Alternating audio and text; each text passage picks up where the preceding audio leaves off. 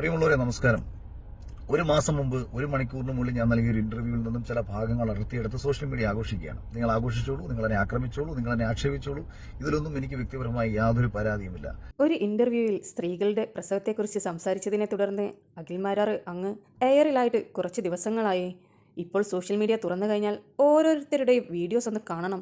ശരിക്കും കോമഡി തന്നെയാണ്. ഇപ്പോൾ ഇതാ അഖിൽമാരാർ പുതിയൊരു വീഡിയോയുമായി വന്നിരിക്കുകയാണ്. വീഡിയോ എന്താണെന്ന് മുഴുവൻ കണ്ടതിന് ശേഷം നമുക്ക് കുറച്ച് കാര്യങ്ങൾ സംസാരിക്കാം. പക്ഷെ ഞാൻ തിരുത്തണമെന്ന് നിങ്ങൾ ആഗ്രഹിക്കുന്നുണ്ടെന്നുണ്ടെങ്കിൽ എവിടെയാണ് ഞാൻ തിരുത്തേണ്ടതെന്നും ഞാൻ പറഞ്ഞതിലെ തെറ്റെന്താണെന്നും നിങ്ങളിൽ ആർക്കെങ്കിലും എനിക്ക് കൃത്യമായി ബോധ്യപ്പെടുത്തി തരാമെങ്കിൽ ഞാൻ നിങ്ങൾക്ക് എൻ്റെ നമ്പർ അയച്ചു തരാം. നിങ്ങൾ എന്നോട് സംസാരിക്കൂ. നിങ്ങൾ എന്നോട് സംസാരിക്കുന്ന കാര്യങ്ങൾ നിങ്ങൾ റെക്കോർഡ് ചെയ്ത് സോഷ്യൽ മീഡിയയിൽ പ്രചരിപ്പിക്കൂ എന്ന് മാത്രമേ എനിക്ക് ഈ വിഷയത്തിൽ പറയാനുള്ളൂ. ഇനി 2, നിങ്ങൾ എന്നെ ആക്ഷേപിക്കുന്നെങ്കിൽ ഒരിക്കലും എനിക്ക് മറുപടി പറയാൻ ഞാൻ വരില്ല. പകരം നിങ്ങൾ എന്നെ ആക്ഷേപിക്കുന്നതിലൂടെ, നിങ്ങൾ എന്നെ ആക്രമിക്കുന്നതിലൂടെ ഇവിടുത്തെ മറ്റൊരു മാഫിയയ്ക്ക് വലിയ രീതിയിൽ കേരളത്തിൽ പിടിമുറുക്കാനുള്ള ഒരു അവസരം കൂടിയാണ് നിങ്ങൾ സൃഷ്ടിച്ചു കൊടുക്കുന്നത്. ഫാർമ എന്ന് പറയുന്ന ഒരു വെബ് സീരീസ് അടുത്തിടെ ഇറങ്ങി നിങ്ങൾ കണ്ടിട്ടുണ്ടാവും. ഫാർമ വെബ് സീരീസിൽ എങ്ങനെയാണ് ഈ ആരോഗ്യരംഗത്ത് അല്ലെന്നുണ്ടെങ്കിൽ ചില മരുന്ന് കമ്പനികൾ, എല്ലാവരുമല്ല, ചില മരുന്ന് കമ്പനികൾ ചില ഡോക്ടർമാരുമായി ചേർന്ന് ഈ നാട്ടിൽ നടത്തിക്കൊണ്ടിരിക്കുന്ന അപകടത്തെക്കുറിച്ച് ഫാർമ എന്ന വെബ് സീരീസിൽ പറഞ്ഞു പോകുന്നുണ്ട്.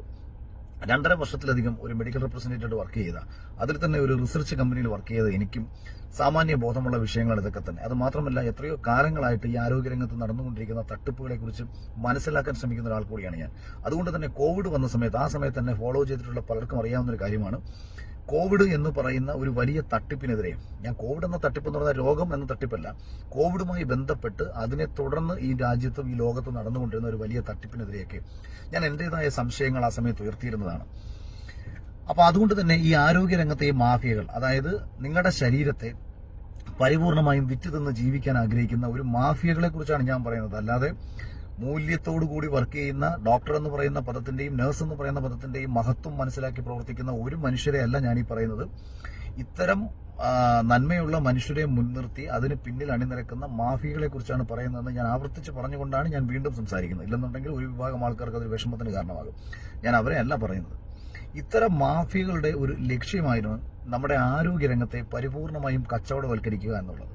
ആരോഗ്യരംഗത്തെ പരിപൂർണമായും കച്ചവടവൽക്കരിക്കണമെങ്കിൽ നിങ്ങൾ രോഗികളായി മാറിയേ അവർക്ക് പറ്റൂ. ഒരു ഗർഭകാലത്തെ കുറിച്ചിട്ട് ഞാൻ പറഞ്ഞത് ഇത്രയേറെ ചർച്ചയാവാനുള്ള കാരണവും ഇതിന് പിന്നിൽ അവരുണ്ടായതുകൊണ്ട് തന്നെയാണ്. എനിക്കെതിരെ ഒരു ഡോക്ടർ പരാതി നൽകിയിരിക്കുന്നു. നോക്കൂ, ഞാൻ പറഞ്ഞതിനകത്ത് നിങ്ങൾ ആഘോഷിക്കുന്ന കാര്യം പോലും ഒരു കാലത്ത് സ്ത്രീകൾ എൻജോയ് ചെയ്തിരുന്ന കാര്യമാണ് പ്രസവം എന്ന് പറയുന്ന ഒരു വാക്കിനെയാണ് നിങ്ങൾ ഏറ്റവും കൂടുതൽ പരിഹസിക്കുന്നത്. ഞാൻ അവിടെ പറഞ്ഞത് ഒരു കാലത്ത് എന്ന് ഉപയോഗിച്ചുകൊണ്ടും തമാശ രൂപേണ നമ്മുടെ നാട്ടിൽ ആൾക്കാർ പറയാവുന്ന ഒരു കാര്യം എന്ന് കൂടി ഒരു ഇൻവെർട്ടഡ് കോമയിലാണ് ഞാനിത് പറഞ്ഞത്. ഒരു കാലത്ത് സ്ത്രീകൾ എൻജോയ് ചെയ്തിരുന്നു എന്ന് ഞാൻ പറഞ്ഞ ആ എൻജോയ് എന്ന വാക്ക്, അതൊരു പക്ഷേ ഇംഗ്ലീഷ് ഭാഷയിലുള്ള എന്റെ പ്രാവീണ്യക്കുറവാകാം, അല്ലെങ്കിൽ ഞാൻ ഉദ്ദേശിച്ച തലത്തിലല്ല അത് പുറത്തേക്ക് വന്നത് എന്നുള്ളതുണ്ടാവാം. ഞാൻ കൃത്യമായി പറഞ്ഞത് അമ്മയാകാൻ കൊതിക്കുന്ന നിമിഷത്തിന്റെ ആനന്ദം എന്ന അർത്ഥത്തിലാണ്. അല്ലാതെ പ്രസവം എന്ന് പറയുന്ന വേദന നിറഞ്ഞ ഒരു പ്രവൃത്തിയല്ല ഞാൻ അവിടെ പറയുന്നത്.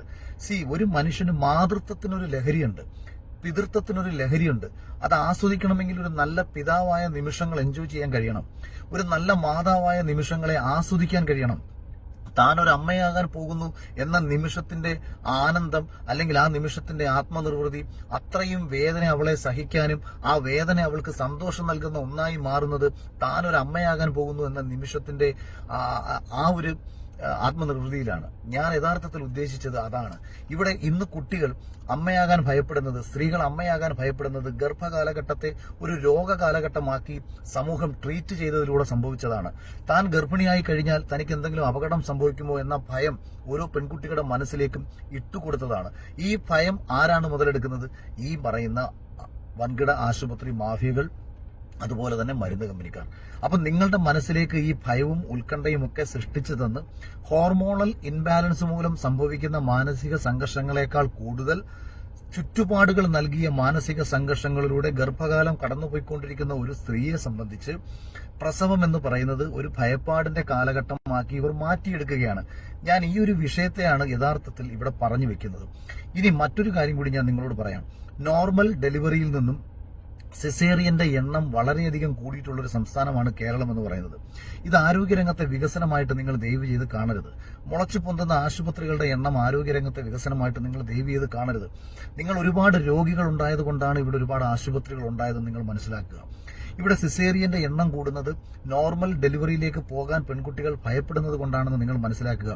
നോർമൽ ഡെലിവറിയാണ് ഒരു പെൺകുട്ടിയെ അല്ലെങ്കിൽ ഒരു സ്ത്രീയെ ഏറ്റവും ആരോഗ്യവതിയായി നിലനിർത്തുന്നത് എന്ന സയൻസിനെ നിങ്ങൾ മറന്നുകൊണ്ടാണ് അല്ലെങ്കിൽ മറച്ചു വെച്ചുകൊണ്ടാണ് സിസേറിയനെ പ്രോത്സാഹിപ്പിച്ചുകൊണ്ടിരിക്കുന്നത്. ലോകത്ത് 10 മുതൽ 15% വരെ ഈ നോർമൽ ഡെലിവറി നിലനിർത്താൻ WHO പറയുമ്പോൾ കേരളത്തിൽ 40 മുതൽ 45% വരെ സിസേറിയൻ നിരക്കാണ് നമുക്കിവിടെ ഉള്ളത്. അപ്പം നിങ്ങൾ എന്നെ എതിർക്കുക, നിങ്ങൾ എന്നെ ആക്ഷേപിക്കുക എന്നതിലൂടെ നിങ്ങൾ ഇപ്പുറത്ത് പ്രോത്സാഹിപ്പിച്ചുകൊണ്ടിരിക്കുന്നത് ഇത്തരക്കാരെയാണ് നിങ്ങളെന്ന് മനസ്സിലാക്കുക. ഞാനിവിടെ പറഞ്ഞ വാക്കിൽ അല്ലെങ്കിൽ ആ ഒരു എൻജോയ് എന്ന് പറഞ്ഞത് നിങ്ങൾക്ക് ഉൾക്കൊള്ളാൻ കഴിയാതെ പോകുന്നത് നിങ്ങൾക്ക് ആ പ്രോസസ്സ്, അതായത് പുതിയ തലമുറയ്ക്ക് ആ പ്രോസസ്സ് വേദന നിറഞ്ഞതാണെങ്കിൽ പഴയ തലമുറ ഇത് ആസ്വദിച്ചും ആനന്ദത്തോടു കൂടിയും ചെയ്ത കാര്യമാണെന്ന് ഞാൻ പറഞ്ഞത്. 1 മുതൽ 10 വരെ പ്രസവങ്ങൾ നടത്തിയിട്ടുള്ള സ്ത്രീകളാണ് നമുക്കിടയിൽ ഉണ്ടായിട്ടുള്ളത്. എല്ലാ അമ്മമാരും ആ നിമിഷത്തിനെ കുറിച്ച് കൂടുതൽ സന്തോഷിക്കുന്ന കാലഘട്ടത്തിലൂടെയാണ് നമ്മൾ കടന്നുപോയിക്കൊണ്ടിരുന്നത്.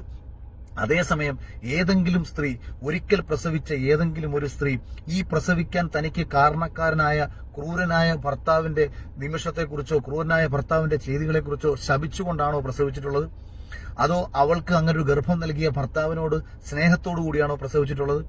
അതുപോലെ തന്നെ തന്റെ വയറ്റിൽ കിടക്കുന്ന കുഞ്ഞ് കാരണമാണ് താൻ ഈ വേദന അനുഭവിക്കുന്നത് എന്ന് പറഞ്ഞ ആ കുഞ്ഞിനെ ശപിച്ചുകൊണ്ടാണോ ഒരമ്മ പ്രസവിച്ചിട്ടുള്ളത്? അതോ തന്റെ കുഞ്ഞിനെ ഒരു നോക്ക് കാണാൻ വേണ്ടിയിട്ട് അത്ര സന്തോഷത്തോടു കൂടി ആ പ്രസവം എന്ന് പറയുന്ന പ്രക്രിയയിലേക്ക് അവൾ കടക്കുകയാണോ ചെയ്തിട്ടുള്ളത്? നിങ്ങൾ എന്താണ് എന്നെ തിരുത്തുന്നതുകൊണ്ട് നിങ്ങൾ ഉദ്ദേശിക്കുന്നത്?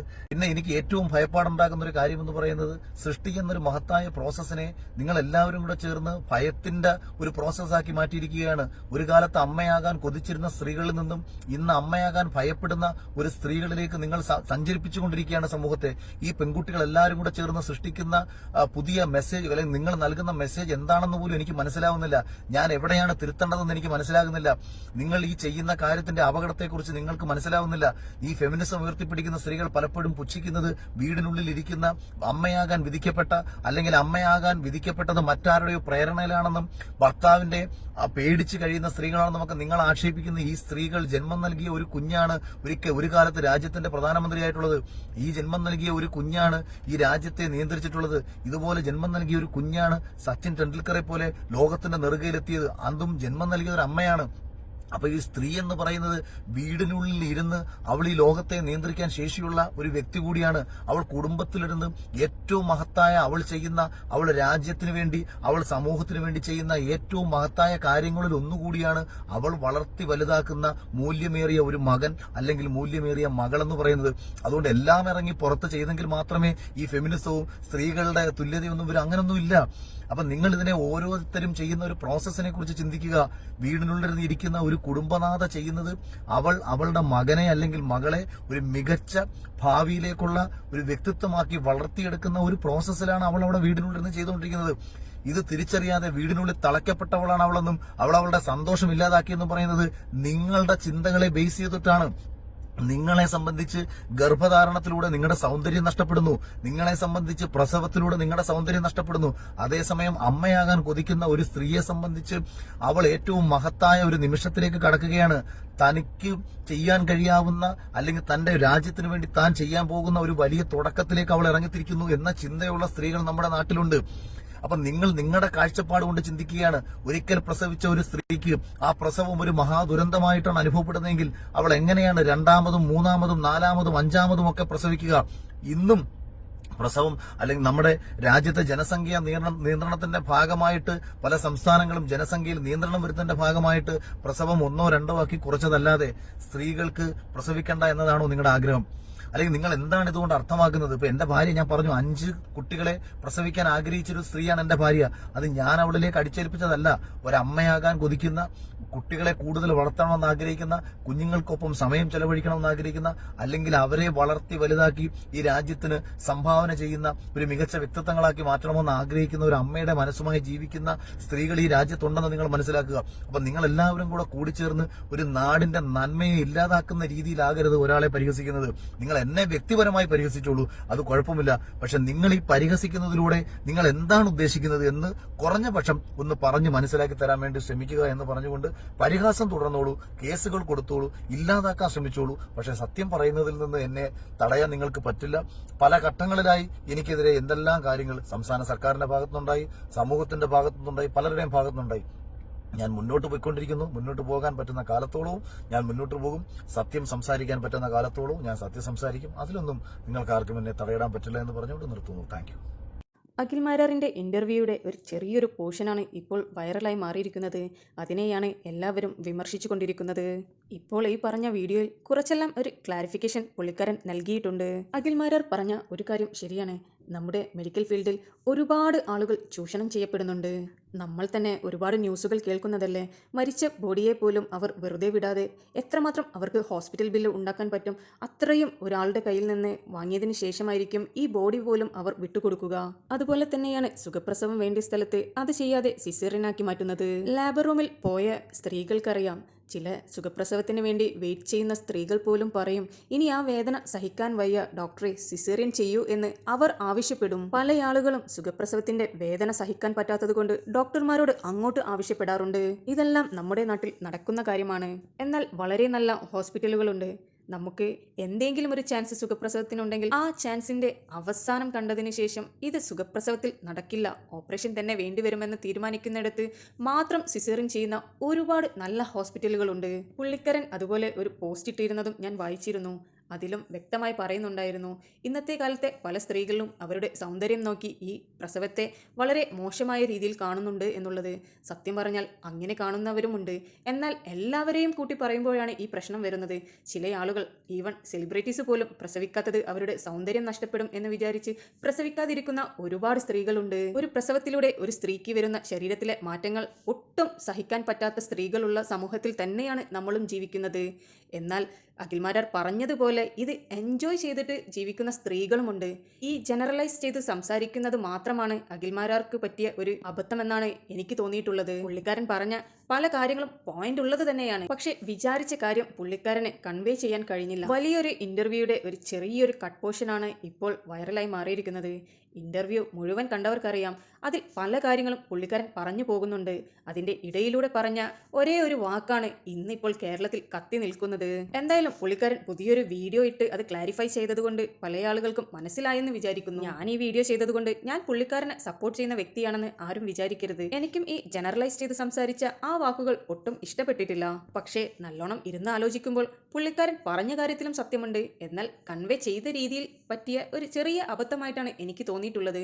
നിങ്ങൾക്ക് എന്തായാലും വീഡിയോ ഇഷ്ടപ്പെട്ടിട്ടുണ്ടെങ്കിൽ ഒരു ലൈക്കും ഷെയറും സബ്സ്ക്രൈബും ചെയ്യുവാൻ മറക്കരുത്.